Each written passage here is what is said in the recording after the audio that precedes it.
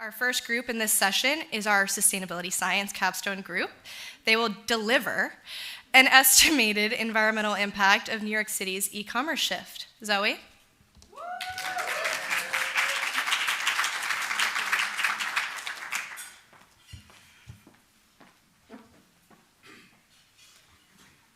Good evening, everyone. My name is Zoe Reset, and I'm here to present on behalf of the Sustainability Science Capstone team. Today, we are looking at our estimation of the environmental impact of the shift to e-commerce in New York City. So for today's agenda, first I'm going to introduce to you our problem, then I'm going to introduce our client, followed by our research, analysis, and findings, and lastly, discuss some of our policy recommendations. So with a raise of hands, how many of you have ordered something or had something delivered to your homes within the past month? Yeah, I know, most of us, right? Like many of you, I'm sure you got those Black Friday deals and such. And for most of those deliveries, they were probably delivered within 1 to 2 days or free shipping, because that's just our expectation. That's the norm now. And so this has ultimately shifted our shopping habits, which has created this boom in the amount of deliveries that are occurring today. And so all of these packages are having to be delivered in trucks, which is creating problems on our streets. We don't have enough loading zones to accommodate all of these trucks. And so if you see in these right two images are of two of our own images of double parked vehicles showing they're organizing the packages right there on the streets. And so there are many companies that have taken notice to this exact problem, including our client, Open Plans. They are a nonprofit organization who are looking to make our sidewalks and streets more equitable and centered around people. They're looking to reform our parking and our curb spaces and make our streets more livable by reducing those roadside hazards and pollutants. And so that last bit, that's really what they wanted us to focus on, and that is what we are trying to do. So let me go over our research, analysis, and findings. So we decided to break this problem down. This is obviously a huge issue, but how do you exactly break down the environmental impact of e-commerce? It's a huge problem. First, we know that there are packages. There's a lot of packages. Those packages have to come in a lot of trucks, and those trucks are causing a lot of traffic due to the double parking, and thus creating more emissions. And so we broke this down into what is an equation, where each of these are their own variable, where we tried to estimate and put a real number behind each of these. So for the packages, we took Amazon's Manhattan delivery data in combination with the market distribution to try to put a number to how many packages are being delivered to Manhattan. For the trucks, this took a combination of data sources, from direct interviews with truck drivers, to video accounts showing how many packages go in a vehicle, to the collected observations of our own, in addition with the market distribution. For the traffic data, we used sensor data showing traffic volumes from a company named Numina. And then for our emissions, with our calculated traffic data, we, in combination with an EPA emissions factor, performed a calculation. So what does this data tell us? What have we learned here? Well, for starters, we've learned that over 500,000 packages a day are being delivered to Manhattan alone, and that this number is increasing 14% annually. All of those packages are coming in about 850 trucks per day are on our streets, which equals about 36 per square mile in Manhattan. What we also found is that there are additional minutes in transit due to the double parked vehicle, as well as additional particulate matter 2.5 from the traffic going around the double parked truck. Now, giving you a number for the number of minutes in transit and the particulate matter 2.5 per instance of this double parked truck can only be broken down case by case, because each case of a double parked truck has so many working variables. So I'm going to work through one of our case studies from what we found. So using that Numina sensor data that I talked about, first we began with an intersection analysis. This is just counting the number of vehicles going through the screen lines, as you can see in the image.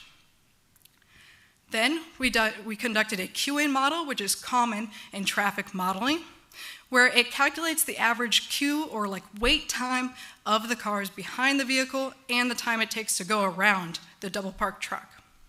And then lastly, with that additional time spent in transit, we calculated what those additional emissions were.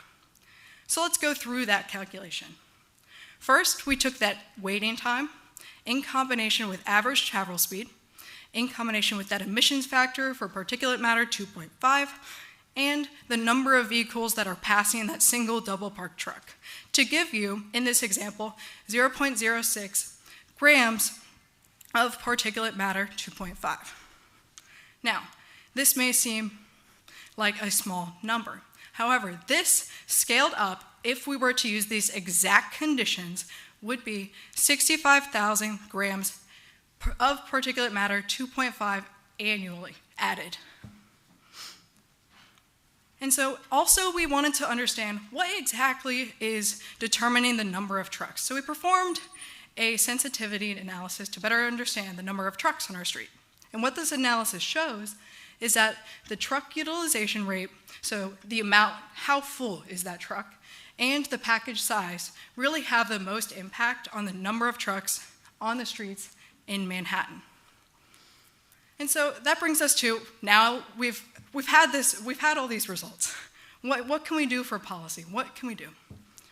Well, we first broke this down as, well, we need a policy that can either get the trucks out of the traffic, we need a policy that can either shift the trucks to a less busy time, or just get rid of the trucks entirely. And now this is a problem that so many people at the Department of Transportation and other organizations have been working on.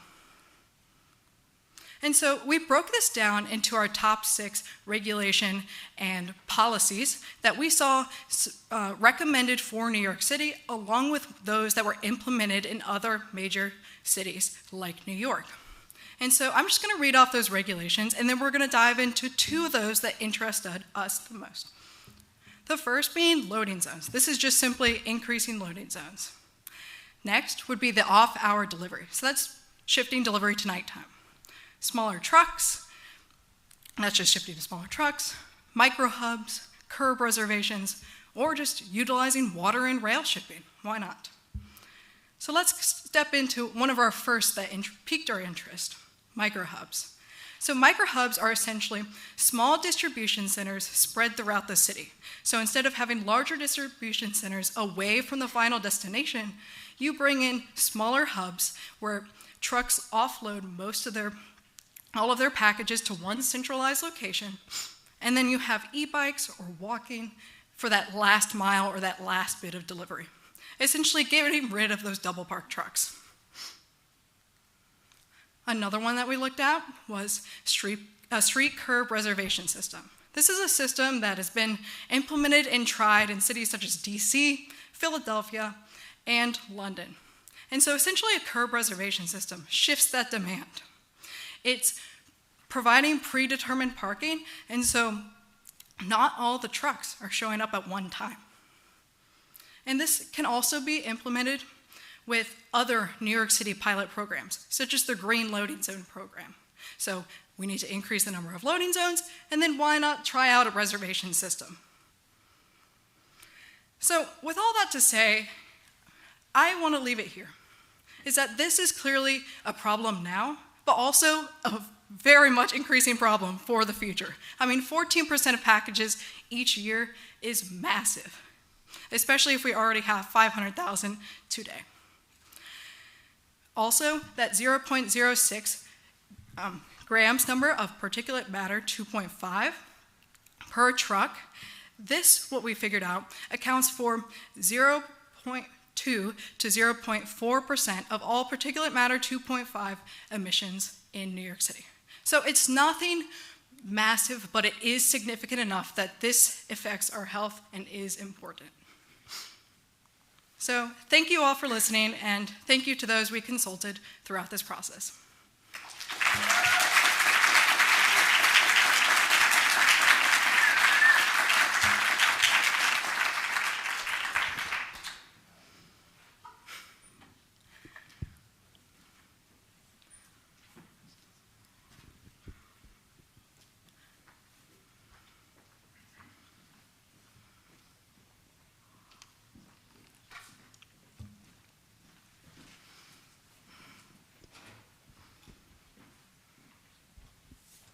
Great presentation. Loved how you broke down something super complicated into some really clear action items there.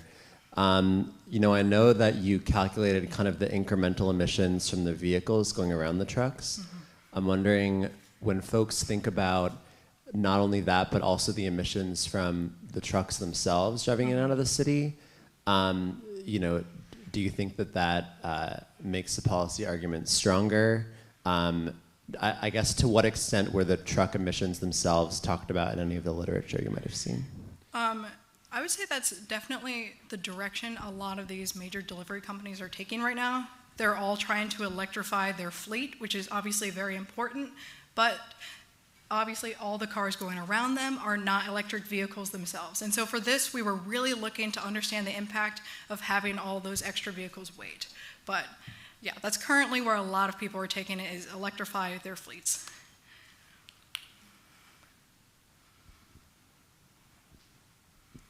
Thanks for the presentation. Go Sustainability Science. Thanks for repping. I'm just curious why you looked at PM25 instead of other indicators like the emissions of carbon dioxide.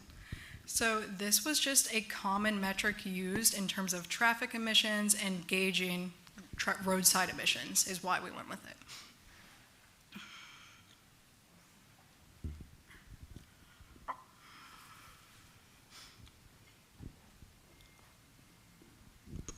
Hi, great to see this.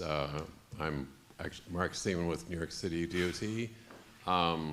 And kind of building on the last question, I am curious about other benefits, categories that you might have looked at, safety impacts, for example. Yeah, other ways in which the street performs better.